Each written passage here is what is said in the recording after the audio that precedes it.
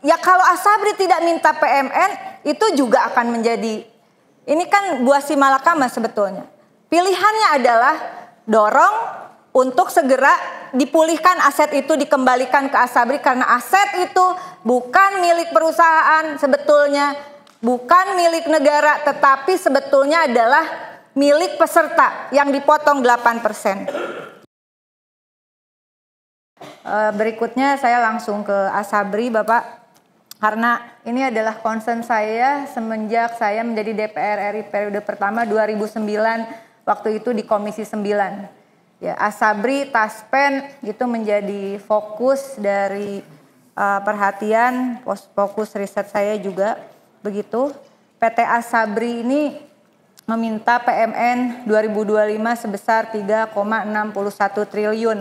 Namun beberapa teman juga sudah mengingatkan kasus yang sebetulnya sudah lama, Bapak, tentu bukan pada kepemimpinan Bapak, terkait korupsi 2012 sampai 2019 senilai 22,7 triliun, yang ini kurang lebih bersamaan dengan terjadinya korupsi di Jiwasraya 16,81 triliun begitu, dan di RUT PT Hansen Internasional terbukti bersalah dalam pengelolaan keuangan dan dana investasi. Kegiatan investasi Asabri saat itu dikendalikan tidak oleh Asabri, tetapi oleh 3 orang, Heru, Beni, dan Lukman.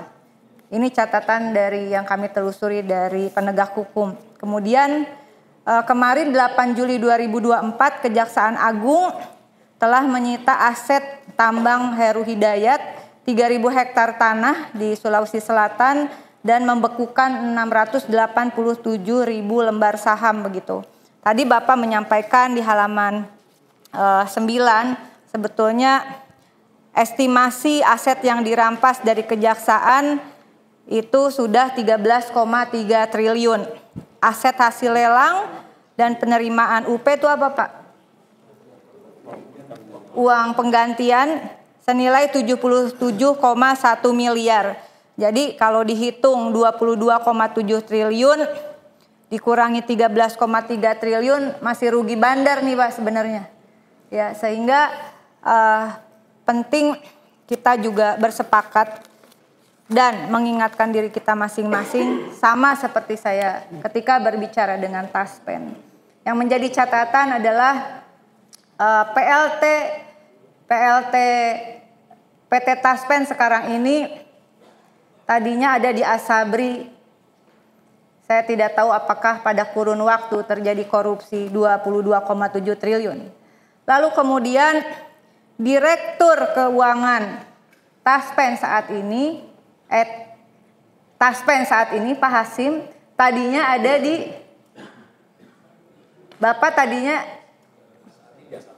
Bapak Direktur Keuangan Asabri yang hadir di sini sebelumnya ada di Direktur Keuangan Taspen. Tadi sudah disampaikan Pak Mufti beberapa waktu lalu, Bapak dipanggil atas adanya indikasi kuat terjadinya investasi fiktif senilai 1 triliun di Taspen. Nah, Bapak nanti ceritakan itu bagaimana. Apakah Bapak tahu tentang investasi fiktif itu atau tidak begitu? Karena Bapak sekarang dari Direktur Keuangan PT Taspen ada indikasi investasi fiktif 1 triliun, sekarang Bapak ada di Asabri begitu.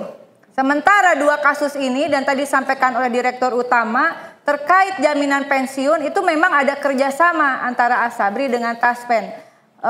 Saya rasanya tidak percaya kalau Bapak tidak tahu sama sekali soal kasus investasi fiktif. Karena Direktur Keuangan, Direktur Investasi itu kalau tidak tahu malah aneh.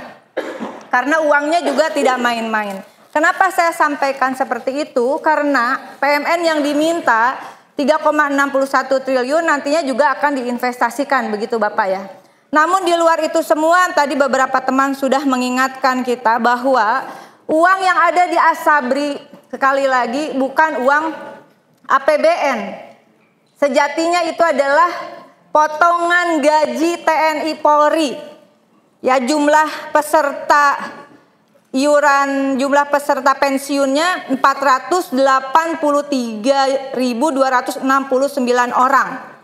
Peserta aktif sampai Juni 2024 TNI AD 365.355 orang, TNI AL 76.361 orang, TNI AU 44.078, Polri 478.452, Mabes TNI 16.005, Kemhan 5.246 orang. Total ada 983.497 peserta aktif hingga Juni 2024, betul Bapak ya.